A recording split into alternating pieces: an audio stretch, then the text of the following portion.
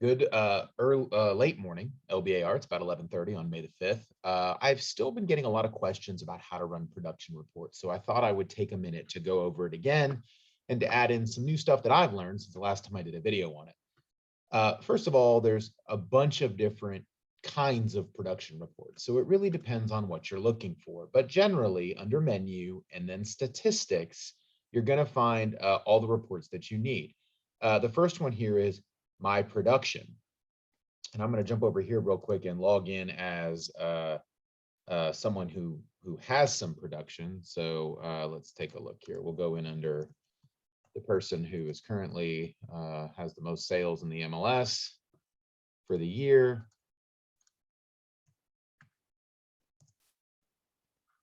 And we'll just take a quick peek at that.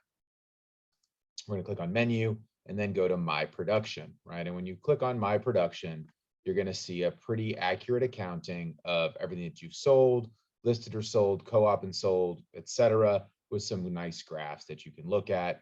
You can also go into more detail with a member year-to-date report, and that's going to break it out in more detail about exactly what you've sold there. And of course, you can come over here and you can export that into a table if you want to. So I'm going to jump out of that and go back to my account. And when you go back over here, I'm going to go to, so that's my production, right? Now, if I click on my production, for me, it shows nothing because I don't sell real estate, obviously. But that's always a way to quickly glance at what you've done year to date. Click on menu and then go back and click on inventory and production.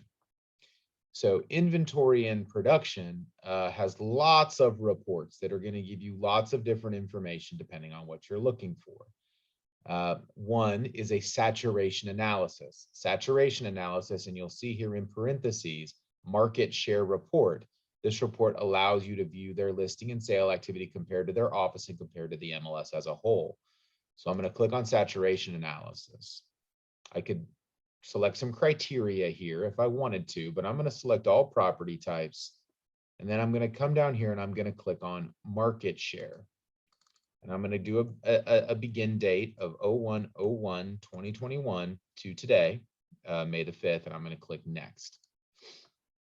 Now I could rank members, I could rank offices, I could rank companies and offices, or I could rate members in office.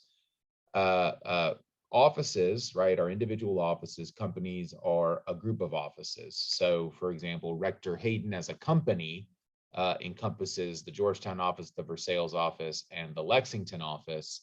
Or you could rank those individually, or you could rank both companies and offices. For this demonstration, I'm going to rank just members. I'm going to use this selection. Now I could calculate based on number of transactions or by dollar volume. I'm going to select dollar volume. I only want sold properties. And I want to make sure that I could see who the highest production listing members are. I could, if I did selling members, that would find the people who are doing the most buyer agency. I could do listing and selling. That's going to show me who does the most two-sided deals. Or I could say listing or selling. This is going to sort of show a total production for an agent, right? And so generally, I think you're going to click this one, listing or selling. So that's going to show all sides of the transaction. I can calculate numbers and volume using sides. This is important. If I uncheck this, what this is going to do is it's going to take a listing agent and a co-listing agent and calculate their volume equally.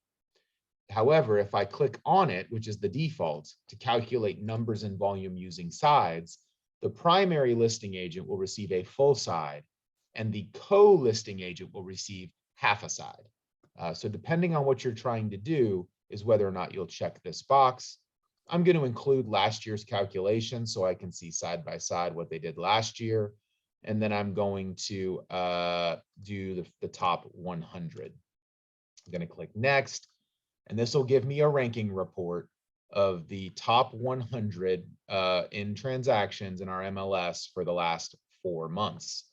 You'll see the number of sides, total volume, which is what I asked for the report to be based on. That's what this report is sorted by. The average total of the transaction.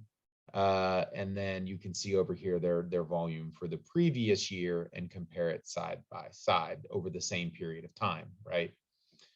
So that's generally the ranking report that I get the most questions about. People want to see where they stack up relative to everyone else. However, there are some other kinds of production reports that I've been asked about. So I'm going to go over those now. And click on menu. I'm going to go back to statistics, inventory, and production. Now, if I wanted to see my office production, right, I would come down here to production report. And production report is office specific.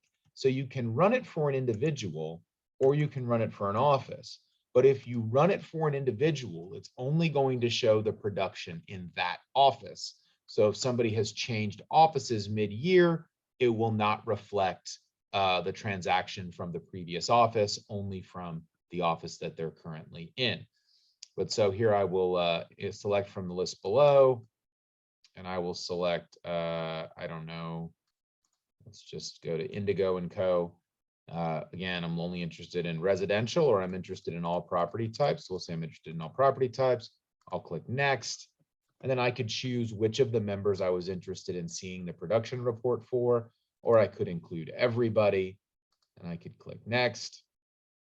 And here is the production report for the entire brokerage. It shows the name of the member, every transaction that they've had this within the date range selected, in this case, the last four months and 5 days, the amount that they were allocated as the listing member or the selling member.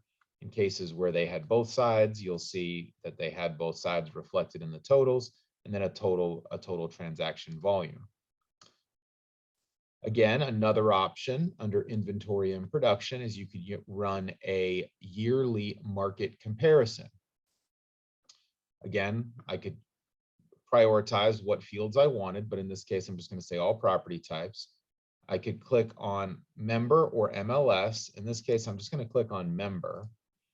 I'm going to do my base year last year and compared year 2021 and click next. And I could choose the office. I believe I have the ability to choose any office. You may have the ability to only choose your office. I'm not 100% sure about that.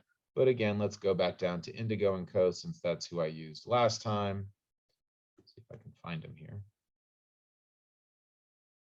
Okay, and then it populates it, and I will use the one at the top of the list, Christine, and say use this member. And it's going to run a monthly comparison year over year for her transactions month by month. Okay, and that's just a different way to get what is essentially the same kind of production data on an individual, but really allows you to see what somebody's doing relative to the previous year. So again, I'm going to go back, and I could also run that for the entire MLS if I was interested on a month by month basis, right? So I could click MLS and click next. And what this is going to do, it's going to do an entire MLS month by month market comparison. So you could say, month by month, the entire MLS is up. The number of sold listings in January was up 14%, 3% in February, 9% in March, and April. The number of sold listings was up 22% year over year. I mean, gosh, look at that dollar volume increase, almost 40% year over year in dollar volume. Keep in mind, April was pandemic affected last year, but that's a quick way to get a snapshot of everything that's happening in the MLS. So again, I'm going to go back to inventory and production, and I'm just going to review these. Saturation analysis is a great way to get a ranking report of the top 100. Yearly market comparison is going to give you a month by month breakdown and a year by year breakdown of an agent compared to themselves. And then my production report down here is going to give you a office level report of all the activity in an office. And of course, there are a number of other reports in here that I think if you spend some time going into, you would find other things that you could find. So here, agent listing and sales summary. Again, here's my date. I'm going to select from the list below. Again, we'll go back to the same office I've been using, and we'll just click next. Again, I've got the same member agent I used before, and I click next. And again, it's just an individual breakdown of that agent's production. So, there are lots of ways to get the information that you're looking for. I would strongly advise, if production reporting is something that you take as part of your business on a day-to-day, whether you're a broker or an agent, get in here into these inventory and production reports and play around a little bit. You'll find different things that you're looking for in different reports. If you have any questions, I'm happy to answer them. I will say, based on the requests I've heard, most of you were looking for that saturation analysis report. But if you have questions about any of the others, just let me know. Thanks, and I hope that helped.